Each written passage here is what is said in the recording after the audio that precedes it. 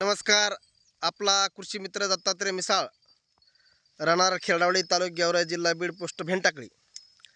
आज शेतकरी दिनाचं औचित्य साधून आपण खेरडा बुद्रुक येथील प्रगतशील शेतकरी साईनाथ दत्तात्रय रडे खेरडा बुद्रुक यांच्या शेतात आज आपण भेट दिलेली आहे.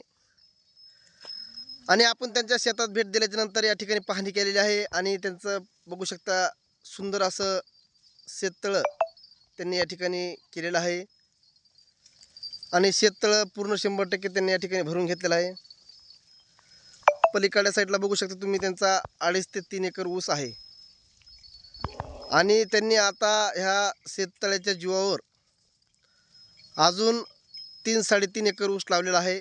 म्हणजे असा सगळा त्यांचा या ठिकाणी 6 एकर ऊस आता झालेला आहे. ते शक्य असं झालेलं आहे, त्यांच्याकडे मार्च एप्रिलपर्यंत पाणी पुरतं आहे. मे आणि जून या 2 महिन्यामध्ये पाणी या ठिकाणी कमतरता आहे. म्हणून त्यांनी या ठिकाणी सुंदर असं शेततळ्याचं नियोजन केलेलं आहे.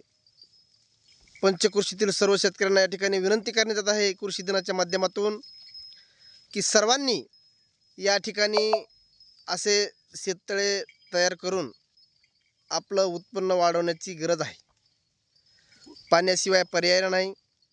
आज आपण बघू शकतो, आपण उत्पन्न घेत असताना आपल्याला थोडंफार शेवटच्या महिन्यामध्ये 2 महिन्यामध्ये पाणी कमी पडत असताना आपल्या या पंचकृषीत ऊसाचं क्षेत्राचं लागवड कमी आहे. म्हणून असं जर शेततळ्याचं नियोजन जर केलं तर या ठिकाणी सुंदर असं ऊसाचं उत्पन्न निघू शकतं. आणि शेतकऱ्याला प्रगतीपथाकडे जाण्यासाठी एक मोठा आधार आहे शेततळ्याचा. शेततळ्याचं आपल्याला पंचायत समितीतून जर मंजूर करून जर आपण काम केलं तर आपल्याला प्रोत्साहनपर अनुदान भेटत आहे. ताडपत्रीसाठी अनुदान भेटत आहे. थोडेफार पैसे आपल्या खिशातून टाकावं लागतात, पण आपलं मोठं नियोजन असं या ठिकाणी होत आहे. म्हणून सर्व पंचकृषीतील महाराष्ट्रातील माझ्या जेवढे चाहते वर्ग, शेतकरी वर्ग असतील, सर्वांना या ठिकाणी विनंती करण्यात येत आहे की आपण असं सुंदर असं शेततळ्याचं नियोजन करून भरगच्च उत्पन्न वाढावं. एवढेच कृषी दिनाच्या माध्यमातून मी विनंती करतो आणि थांबतो. जय हिंद, जय महाराष्ट्र, जय किसान.